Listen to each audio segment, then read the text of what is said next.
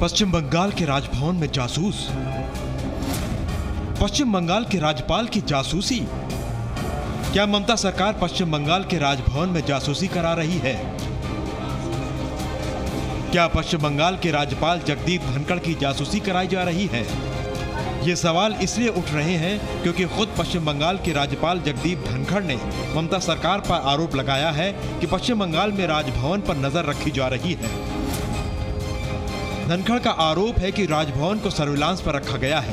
राज्यपाल जगदीप धनखड़ के मुताबिक राजभवन के अहम दस्तावेज बाहर भेजे जा रहे हैं।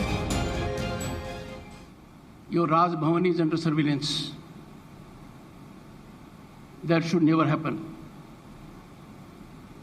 How can Rajbhavan, how can Office of Constitutional Head be under surveillance? A list prepared at Rajbhavan can leave Rajbhavan only with my sanction. It can leave Rajbhavan with my authorization. I depute someone release it.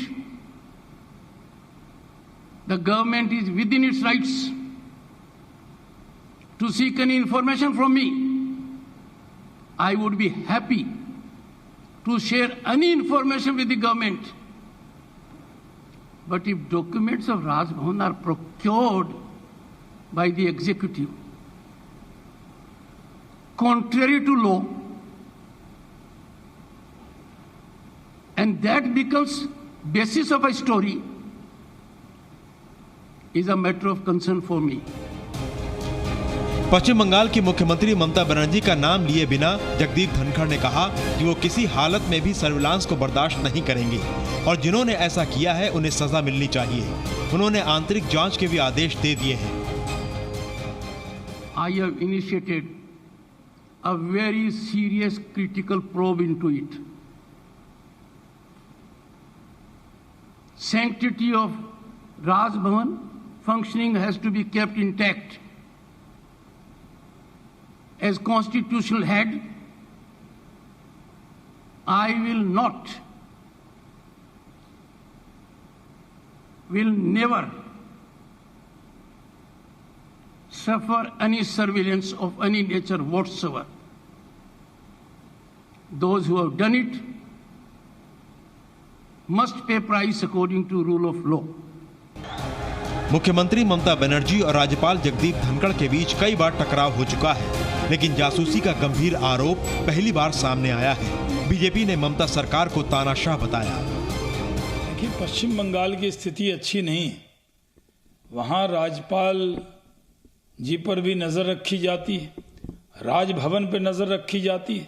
राज्य सरकार के अधिकारी इस तरह का व्यवहार महामहिम राज्यपाल से करते हैं जो दुखद है। पश्चिम बंगाल में पूरी तरह से सरकार तानाशाही की चल रही है। ये देश और बंगाल प्रदेश टीएमसी को माफ करने वाला नहीं है। वहीं कांग्रेस ने इस मुद्दे पर उल्टा राज्यपाल जगदीप धनखड़ को ही घेरा। जिस तरह का बयान देते हैं गवर्नर साहब बंगाल के, तो वो लगता नहीं है कि गवर्नर का बयान है। वो भारतीय जनता पार्टी के नेता की तरह, आरएसएस के वर्कर की तरह बयान देते हैं, जो शायद संघीय ढांचे के लिए ठीक नहीं है। और ममता जी से लगातार उनका 36 का रिश्ता, ये कतई ठीक नहीं है। भारत सरकार को, प्रधानमंत्री जी को जरूर दखल देना चाहिए ऐसे मामलों में। जहाँ कहीं भी विपक्ष की सरकार है, वहाँ गवर्नर हाउस और वहाँ की सरकार में जो रिश्ता हो रहा है वो संघीय ढांचे पर खतरा बनता जा रहा है।